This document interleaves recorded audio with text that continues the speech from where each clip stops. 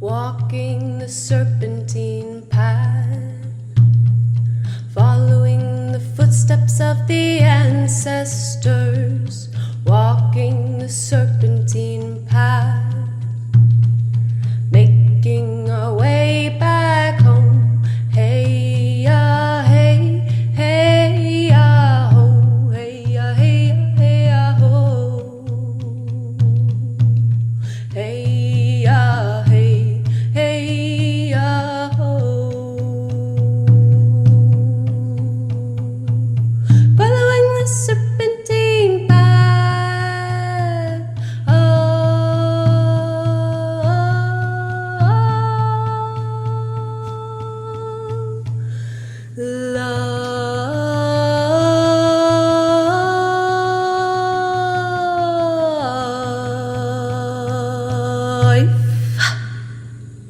Hello everyone, and welcome to the Serpentine Path podcast. My name is Claire Waudia Seed, and I'm a plant walker, song keeper, word weaver, artisana, visual and performance artist, womb wisdom keeper, and your guide on this serpentine path of life. Together, we'll dive deep into all things related to plant medicine, ancestral reconnection, intergenerational healing, womb sovereignty and bodily autonomy, rites of passage and initiation, time travel, shape-shifting, dimension hopping, the reclamation of our collective earth-based practices, and the ongoing, never-ending cycle of birth, death, and rebirth. Welcome to the serpentine path where the ancestors have called us back to. Let's start at the end and find our way back home together.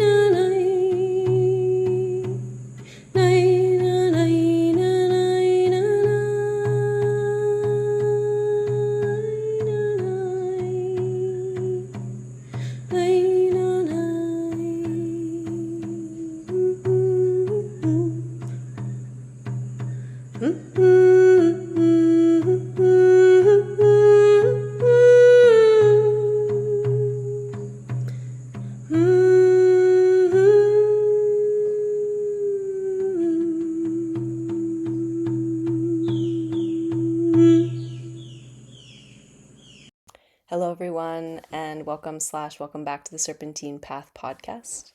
Today's episode is going to be a short excerpt from a class that I recently taught all about resolving chronic yeast infections and urinary tract infections, which is something that I both fortunately and unfortunately have a lot of experience with. Unfortunately, because it sucked. Anyone who has ever gone through a yeast infection or a UTI knows that it sucks. But fortunately, because now I know how to support women with it, I know how to support myself with it. I haven't had either of those infections in a long time, in years now, but I'm able to support women with it. So this class is really a synthesis of all of the embodied learning that I had to go through in pretty much a decade of struggling with chronic infections. Now, the class itself is 90 minutes. You learn all about the actual root cause of yeast and urinary tract infections. You learn about the creative, relational, sexual, financial, and spiritual impacts of recurrent infections, why sexual abuse survivors often experience chronic infections, why women experience infections in pregnancy, postpartum, and after pregnancy loss, so miscarriage and abortion. And then we get into natural support to treat active symptoms such as herbs, homeopathic remedies, pelvic tending, etc. And then holistic support while utilizing allopathic treatments, so like antibiotics and anti-fungals. So all of that is available at the Sage Femme Womb website. Under the Sage Femme Classroom Library, I will have the link in the bio, but let's get into a little bit of the class so you guys can get a taste of what we covered. And if you want to dive in deeper, that class is available over on my website. All right, let's do it. So I'm going to start off by going into specifically the psychobiology of everything that is going on here when it comes to yeast and urinary tract infections. So starting with this triad of dis-ease and healing, right? So what we're going to be talking about a lot in this space is going to be the psyche, our body, and the spirit. Now, when we say the word psyche, we're talking about emotions, thoughts, and behaviors, actions. When we're talking about the body, we're talking about the brain, the nervous system, so kind of what we just oriented to with that conception vessel, the vagus nerve, the nervous system, and then our hormones as well. As we know for women, hormones are very important. They're also very important for men. There's a lot that we're going to be talking about with that.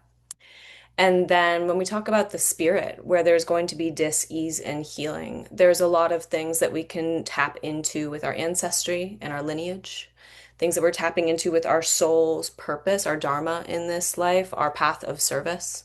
And then also what I like to refer to as like our heart song. It's like our imprint in the world. It's what we are sharing. It's our medicine, really, right? And so when I look at vaginal infections, right? And when I look at the impact that it had on my life, it impacted me in these three ways, right? The psyche, the body, and the spirit. And the ways in which I would say personally it impacted me when I look into it and what I have also seen with so many women that I've worked with over the years, the big themes, right? One of the biggest ones is huge blocks with our creative capacity, really not understanding how can I birth beauty into the world? How can I create incredible things and actually follow through with them and bring that vision into fruition?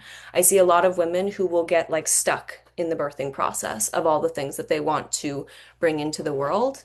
And that's because there is like this huge block when we're talking about the reproductive space when it comes to vaginal infections, when it comes to yeast and UTIs. Financially, this was like a huge thing for me. And it would be like I could make a lot of money, but I couldn't keep it. Or I just literally could not make money to save my life. And I couldn't have a relationship with money where I felt that it was available to me. It was a deep, deep scarcity mindset, which makes a lot of sense, right? When we're talking about the pelvic floor, when we're talking about the vagina, when we're talking about the cervix, we're talking about the root of the body. And that has to do with our foundations. That has to do with our stability, our structure, our sense of trust, our sense of like, the world has me. Like I have my own back and God has my own back and I am supported, right? When we have chronic experiences in our pelvic floor where we're left feeling like broken essentially and where we're left feeling like that foundation is shaky, we're not going to be able to actually receive money. We're not going to be able to like grow abundance because it's going to move in through our vaginal canal up into like through the cervix and then into the uterus to be gestated, expanded, grown, birthed, right? We're not going to be able to like amplify any kind of financial abundance. So that was huge for me. Big, big money wounds, big, big money issues when it came to all my vaginal infections. When it comes to our relationships, right? It's really, really hard when you're dealing with chronic infections, especially when it comes to sexuality, because it's like, I want to get close to this person, but I just can't. I just can't because I have this overwhelming fear that I am going to end up getting another infection and it's going to suck and I'm going to be in pain and I'm going to feel dirty and gross. And so there's this very intense, God, I know that for me, it felt like a spiritual attack on my intimacy and on my sexuality, which is dramatic, but that's really how it felt. I was like, the universe doesn't want me to have a good sex life. The universe doesn't want me to be in love, which is not true, but that's really how I felt. Um, and then, yeah, on a physical level, there is a lot going on with the tissue layers that we're going to talk about. And there's a lot of pain, obviously. There's a lot of discomfort. Emotionally, there's just these feelings of like dirtiness, of grossness, of like, what's wrong with me? What did I do wrong? Am I like sweaty and disgusting? Am I infected? Am I infested? Like there's all of these ideas that are floating around us. And so then that's of course going to be how we're moving through the world. That's how we're going to be seeing ourselves. That's how we're going to be orienting to our bodies. So I know that for me personally, that was like the world that I lived in for a decade. It sucked. I'm out of it. I know that women can get out of it, and we're going to talk about it more. All right, so when we're talking about the vagina, as we said, the vagina is the most yin part of the body. Yin is the principle of like the feminine in traditional Chinese medicine. And when we're thinking about the feminine, we're thinking about fertility, we're thinking about vibrancy, we're thinking about this energy of like more, more, right? More lubrication, more libido, more eroticism, more connection, more play, more joy. Like we're just really pushing the boundaries of our fertility, and not just our fertility when it comes to like creating the life of a human child, although that's absolutely very valuable, but our fertility and abundance of life. That is going to be like this yin energy of just more expansion. And when we're talking about the vagina and the female experience and the imprints that are going to be moving through us that are going to impact our vaginal health, our reproductive health, the areas are reproduction and procreation, womanhood and our femininity, our experience of womanhood and femininity, sex and sexuality, the territory of the female body, and then our relationships and separations that occur, along with like relational ruptures, right? So, like betrayals, abandonments, I got cheated on, I got left, all of that kind of stuff is going to be coming up. And when we look at which of those experiences are associated with yeast infections and urinary tract infections, the one that we have for yeast is all about reproduction and procreation, and then womanhood and femininity. And we'll understand why that is when we get into the organ levels. But we're essentially dealing with the uterus here. And the uterus has to do with reproduction, procreation, and then our experience of womanhood and femininity, our gendered experience of womanhood and femininity. Then when we're looking at UTI conflicts, the organ that we're going to be looking at is the bladder and the urethra. And the bladder and the urethra have to do with sex and sexuality. They have to do with the territory of the female body, and then relationships and separations. And we'll understand why in a bit. All right, so when we're talking about these like negative experiences that we have in these 5 realms of our female experience, our experience of womanhood, the term that they use most commonly in German New Medicine is something called a conflict shock. And there's a couple of different ways of thinking about a conflict shock. But for today's class, we'll just talk about a conflict shock from the perspective of German New Medicine. A conflict shock is a shocking, unexpected moment that catches you off guard. It is a time-specific moment to like this one event, like you could like pinpoint the exact moment where something happened. It's not just an experience of like general stress or overwhelm or exhaustion. And it's an isolating moment where you have a level of distress that cannot be fully expressed because essentially you're like in survival mode where the only thing that you're thinking of is essentially, how do I not die in this experience? Even if death isn't like that close, even if it's not actually like a life or death moment, your psyche is experiencing it as there is a threat to my survival right now. So I think the easiest way that we can explain a conflict shock would be like you're walking outside, you're doing your thing. It's a beautiful day. The sun is shining. You have like warmth on your skin. You have your food packed, like maybe you're on your way to work. You're just like everything's good, right? And out of nowhere, you almost get hit by a car. It's like right in front of you, like brushes past you. It's shocking. It's unexpected. It catches you off guard. It's time specific, right? It's that exact moment where you almost got hit by a car. And it's also super isolating because you're like, holy shit, I'm alone in this, right? I just have to make sure that I don't die. I have to get out of the way, and I have to find a place where I'm going to be safe. I have to go somewhere where I can find some people or some resource at my disposal to keep myself safe. That's what a conflict shock is going to be. There's a lot of examples that we'll go through when I actually talk about my own case studies, but that's the orientation of conflict shock. Another way that I like to think about it is that a conflict is like a soul fracturing moment. So when I think about soul fractures, and I've been through many in my life, and I've been through many processes of essentially reweaving my soul, where the body is experiencing something that is deeply shocking, it is isolating, it's time specific to that one moment, and your soul essentially leaves your body, right? The body is figuring out what it needs to do to survive, and the soul is figuring out what it needs to do to survive, which is essentially, I'm going to get out of my body right now to keep myself safe. Now, when we go through like a resolution where everything is okay, we're healing, we're safe, we're calm.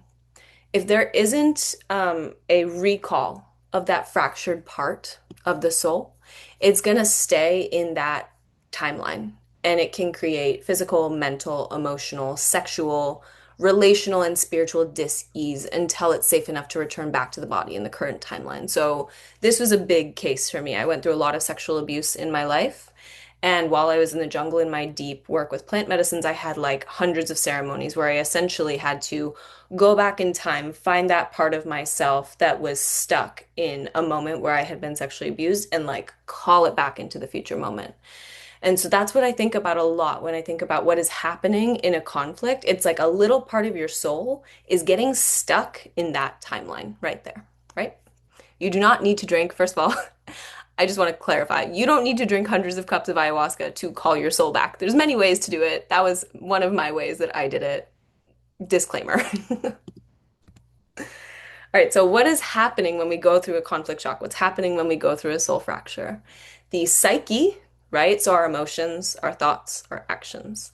The psyche is perceiving a threat to our survival. I'm gonna die. I'm gonna die right now. The brain is then sending a signal to the body, hey, we're gonna die if we don't figure out some way to not die. And then the body is going to undergo an adaptation that is going to support our survival. And what that adaptation is going to look like on a very simple scale is either cell loss, cell gain, or a function change. And we'll understand this more when we get into the organs. But that is what an adaptation looks like: cell loss, cell gain, or function change at the organ level. All right, another thing for us to orient to, this understanding of the law of two phases. Okay, so the first phase is the conflict itself, the conflict shock and being in activity. This is when your body is trying to survive. There's changes in the body that are supporting your survival, and you're just in this place of do what I have to do to survive, do what I have to do to survive, do what I have to do to survive. When we get to a point where there's some kind of clear resolution, either there is a transformation in our external world, or there is a deep internal shift where we realize I'm safe, I can survive, I'm good, I don't need to figure it out anymore, I'm alive, there's no more threat, it's all good. We move into a healing phase where our body is going to return to its natural state. So when we're in survival mode, when we're in conflict activity, there are changes in the body that are helping our body to survive. It's essentially like these weird superpowers that our body goes through where it's like, oh, you need this, boom, boom, boom, boom, boom. Oh, you need this, boom, boom, boom, boom, boom. We will help you live. And then once your body is like, oh, I'm definitely alive, I'm not going to die, essentially, there's this resolution, and the body has to return to its natural state. So any kind of cell gain, cell loss, or organ change has to then go back to our baseline of what our normal function is going to be. Now, when we're in survival mode, this is what is happening. We are experiencing cold sweats. We cannot sleep. We have ruminating thoughts. We lose our appetite. We have a racing heart. We're like super high energy and manic, right? Like when you think about when you're in a space of just kind of like, oh my God, I have to figure this out, right? Like this is your energy all the time. You're just like, ah. And even if it's kind of like low grade freak out like that, like that's the energy that you're on. It's quite manic. Now, when we move through a resolution where we know we're safe and everything's good, we move into a healing phase where the body is returning to its natural state. Again, there's like an external shift in the environment or an internal shift in our perspective. We're safe, we're good. And then we move into healing, right? This is when everything has to go back to normal. And during this phase, we're going to experience heat, fatigue, inflammation, pain, swelling. Our appetite is going to return. And then we can also feel lethargic or even potentially depressed, depending on how intense that shock was, that soul fracture was, as well as how long we were essentially in survival mode trying to figure it out. And so it can go just to like lethargic, like, oh God, I'm just tired. Like, I don't have energy to get up. Like, oh my God, to straight up depressed. Like, what is happening? Like, I want to die right now. There can be very extreme ends of the scale, but that's all about kind of like that load of conflict that you were carrying that now gets released. So you went from like super, super manic to like super, super depressed. It can go in that way. Okay. So when we look at these two phases of healing, for vaginal symptoms, in particular, when we're dealing with UTIs, when we're dealing with yeast infections, what we are going to be experiencing are symptoms of these infections. So the pain, the swelling, the itching, the redness, the discomfort. All of that means, all those symptoms actually mean that the conflict has already been resolved and we're actually in the healing phase. When we're experiencing those symptoms, pain, swelling, itching, redness, pressure, discomfort, all of that, it means that we have resolved our conflict of I am in survival mode. I feel like I'm going to die. Okay. I offer this to orient us to the understanding that symptoms are actually not a problem. And symptoms are actually not like us being sick.